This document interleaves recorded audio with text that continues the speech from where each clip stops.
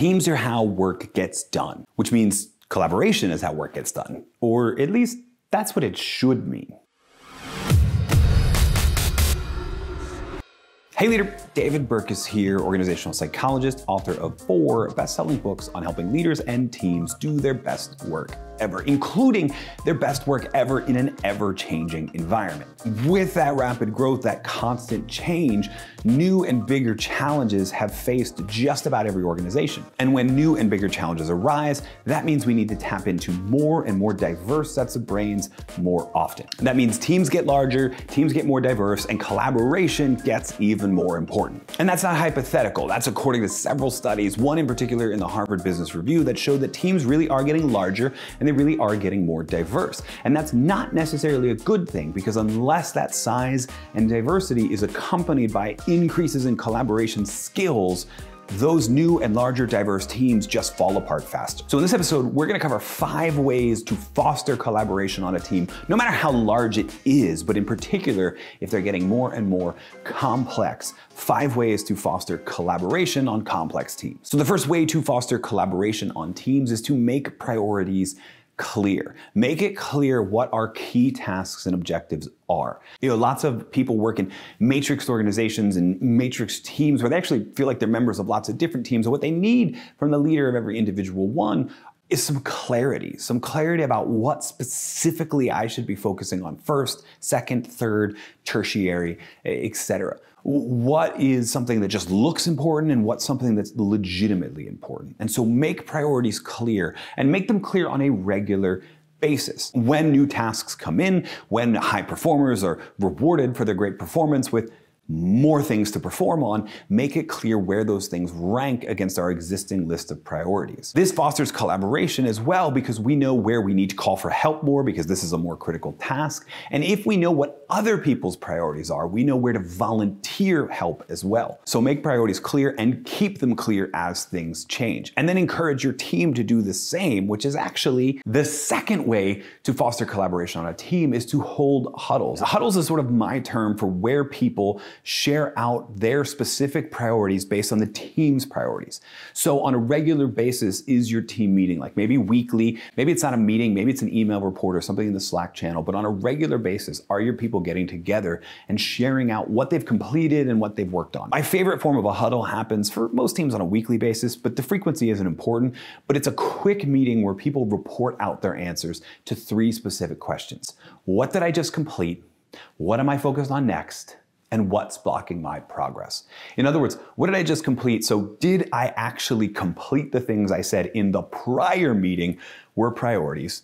What am I focused on next, which is the priorities question. What are my priorities for the next week or whatever the next interval of time is? And then what's blocking my progress? Where do I need help on these new priorities?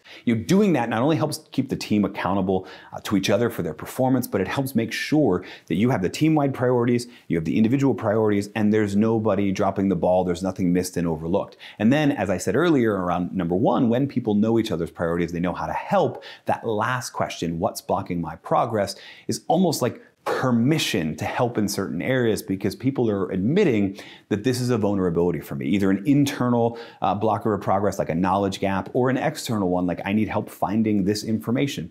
Regardless of what type of block it is, it's permission for someone else on the team to help them. In other words, to better collaborate with them. A third way to foster collaboration on teams is to set if-then plans. When you're planning out your tasks and you're planning out your work, this could be towards the end of the huddle if you wanted to do it that way, set if-then plans. In other words, if this happens, then we will do this. What this looks like on an individual basis is that what are your triggers for certain tasks? When you get this report, what do you need to do to it before you pass on? So if you get it, you'll do this, then you'll do that, right? If-then plans. But it also works really, really well for helping the team understand potential pivots. As you're saying, here's what I'm focused on next, or as a team, here's what we're focused on next, think about what potential changes in the environment could happen between now and the next meeting, and then set a plan for if that happens, then we will do this. If we find out we don't have the budget for marketing we thought, then we'll reduce costs in this area. Or if we find out this piece of information, then that will mean we immediately need to meet to discuss how we're going to pivot for it. Whatever it is, if then planning, meaning here are the potential scenarios we're going to run into as we're trying to attack our goals. and then here's how we're going to respond to them. The reason these help foster collaboration is they keep people informed on what potential pivots are going to look like, and pivots are going to happen. Ideally, you don't have your people working alongside each other all the time. That would be an interruption factory. You have them syncing up to talk about what we're going to work on, and then going and doing that work on an individual basis so that they can get that focus time that they need. But often in that focus time, that's when new information arises, that's when they make certain decisions, and that's when pivots happen. And you may not get a chance to correct that pivot until the next huddle. Now, if this is happening often, you need to shorten the timelines on your huddles, so go back to the second way and shorten that timeline. But if you can't, then these if-then plans help the team understand that if certain parameters happen, then this person's going to pivot, so they expect the pivot. So the next time we come together for a huddle, nobody is surprised, and everybody's work sort of fits together into the target deliverable that we were trying to create. Now, the first 3 ways to foster collaboration on teams were very clear. They were very what we might call hard, although I hate the term hard skills versus soft skills. The next 2 are much more empathetic, much more geared towards understanding, much more soft if you want to use the term soft skills. The truth is, all of these are hard skills because sometimes getting along with people is a hard skill to learn. The 4th way to foster collaboration on teams is to write teammate manuals. I sometimes call these manuals of me, but essentially it's a team building exercise where teammates first reflect on themselves. They first reflect on their work preferences, their strengths, the projects that they prefer, the ways they prefer to ask for help, etc., and then report out to the team. My favorite version, quick and dirty version of a manual of me is to ask team members ahead of a meeting to answer 4 simple questions. Fill in the blank 4 times.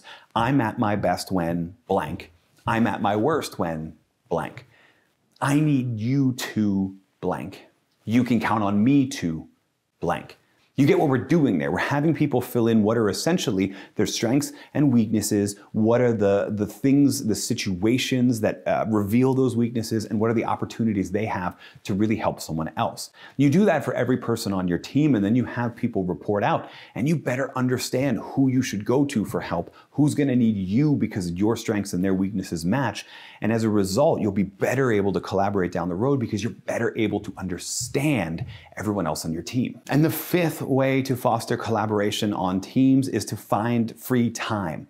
That's right, find time to do nothing at all. Find time to do literally nothing, to have conversations that are outside of just a work environment. That doesn't mean you need to hang out with the team all of the time outside of work, although I do know some teams who have a regular ritual of going out to a dinner once a month or going out together to lunch or having lunch even on site. But what I mean is that when people have unstructured time, when they have time to have discussions about their life outside of work, they find what we call uncommon commonalities. Something, if you're a regular part of this community, you've probably heard before. And what we know from the research is that when people find things outside of work in common, when they find uncommon commonalities that are common to 2 people on the team, uncommon to the rest of the team, they start to feel closer together. They feel more like friends. And when you start to build friends on a team, information flows faster, requests for help are more likely to get accepted, there's more resilience there, and no surprise, there's greater performance, because there's greater collaboration. Because wouldn't you rather work with people that you think of as friends than people you think of as talented or even untalented strangers? But the beginning of friendships and bonds on a team start with those uncommon commonalities, and those uncommon commonalities don't grow when we're so focused on execution, when we're so focused on the task. They happen when we step back from that, when we have some free time, and when we can talk about and disclose things about ourselves that are outside of work and find things that other people are disclosing about themselves that we might have in common. That's how it all starts. And so in the end, time spent doing nothing can actually be some of your most productive time. Now, what you'll find is that even though those last 2 are more about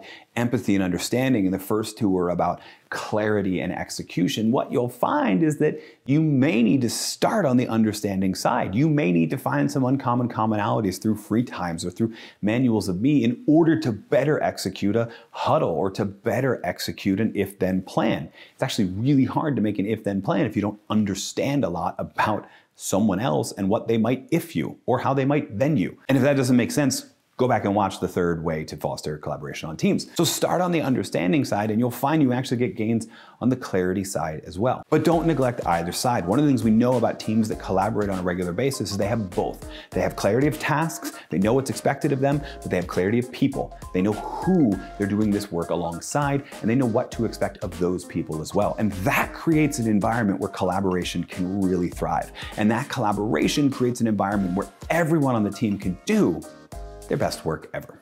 Oh, and one more thing. It's almost impossible to build collaboration without trust, and some of what we were trying to do here also builds trust. But if you feel like that's a big problem on your team, you're gonna wanna watch this video here on how to build trusting teams.